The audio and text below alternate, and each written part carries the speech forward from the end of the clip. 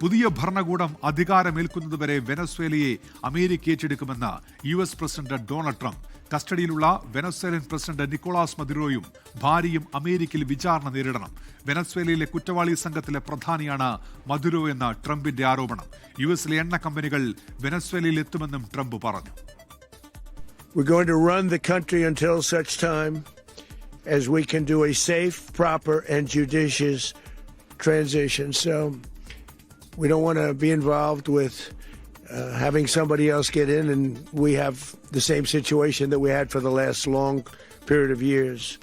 So we are going to run the country until such time as we can do a safe, proper, and judicious transition. And it has to be judicious. കസ്റ്റഡിയിലുള്ള മദുറോയുടെ ചിത്രം Donald Trump truth സോഷ്യലിലൂടെ പുറത്തുവിട്ടു. US അധിനിവേശത്തെ Russia, Iran ഉൾപ്പെടെയുള്ള രാജ്യങ്ങൾ അപലപിച്ചു. ഇപ്പോൾ news ഡെസ്കിൽ നിന്ന് ശ്രീജിത്ത് ബാലകൃഷ്ണൻ വിവരങ്ങളുമായി. ശ്രീജിത്ത്, ഈ വാർത്താ സമ്മേളനത്തിൽ എന്തൊക്കെ കാര്യങ്ങൾ വ്യക്തമാക്കി ഡൊണാൾഡ് ട്രംപ്? ശ്രീജിത്ത്.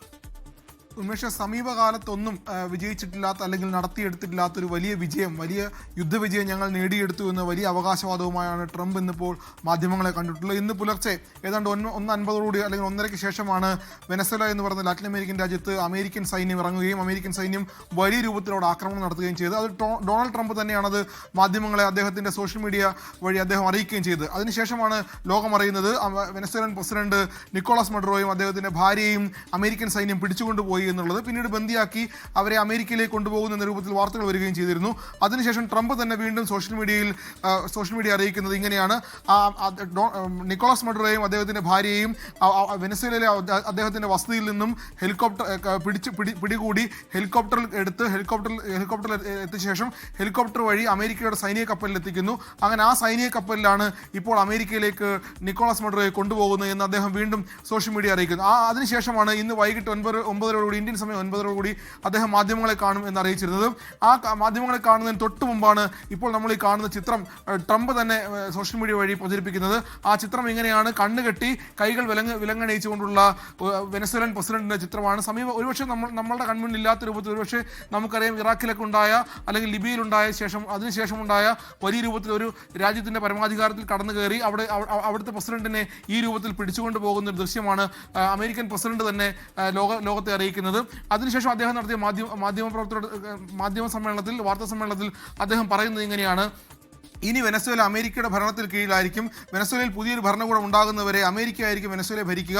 നിലവിലുണ്ടായിരുന്ന വെനസ്വേലൻ പ്രസിഡന്റും ഭാര്യയും അമേരിക്കയുടെ നിയമത്തിന് കീഴിൽ അമേരിക്കയിൽ വിചാരണ നേരിടേണ്ടി വരും. അതുമാത്രമല്ല, ഇനി വെനസ്വേലയുടെ ഭരണം നിയന്ത്രിക്കുന്നതിനൊപ്പം തന്നെ വെനസ്വേലയിൽ ആരായിരിക്കണം അധികാരത്തിൽ വരേണ്ടത് എന്ന തീരുമാനവും അമേരിക്ക ആയിരിക്കും എടുക്കുക.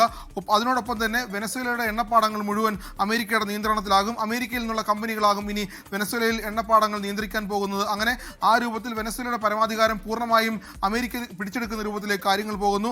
അതോടൊപ്പം തന്നെ വെനസ്വേലയുടെ പ്രതിപക്ഷവും ട്രംപിന് പിന്തുണയായി വരുന്നു. അതുമാത്രമല്ല, 2024 അന്ന് മുതൽ ആരായിരുന്നു പ്രതിപക്ഷത്തുണ്ടായിരുന്നത് അവർക്ക് അധികാരം കൈമാറണമെന്നൊരു ആവശ്യം കൂടി ഇപ്പോൾ വെനസ്വേലയുടെ പ്രതിപക്ഷം ആവശ്യപ്പെടുന്നുണ്ട്. അങ്ങനെ വെനസ്വേലയുടെ പ്രതിപക്ഷവും അമേരിക്കൻ സർക്കാരും ചേർന്ന് വെനസ്വേലയിലെ സർക്കാരിനെ താഴെയിറക്കുകയും അവിടുത്തെ പ്രസിഡന്റിനെയും അദ്ദേഹത്തിന്റെ കുടുംബത്തെയും അമേരിക്കയിലേക്ക് പിടിച്ചുകൊണ്ടുപോവുകയും അവിടെ വിചാരണ നേരിടേണ്ടി വരികയും എന്ന് അസന്നിഗ്ധമായി പ്രഖ്യാപിക്കുകയും ചെയ്യുന്ന ഒരു സാഹചര്യമാണ് ഇപ്പോൾ ഉണ്ടായിട്ടുള്ളത്. ഉന്മേഷ്, ലോകത്തെവിടെയായാലും ഏത് സമയത്തും 24 വാർത്തകളും ഓഗ്മെന്റഡ് റിയാലിറ്റി പാക്കേജുകളും എക്സ്പ്ലെയിനറുകളും വിശദമായി കാണാൻ ഞങ്ങളുടെ യൂട്യൂബ് ചാനൽ നിങ്ങൾക്ക് സബ്സ്ക്രൈബ് ചെയ്യാം.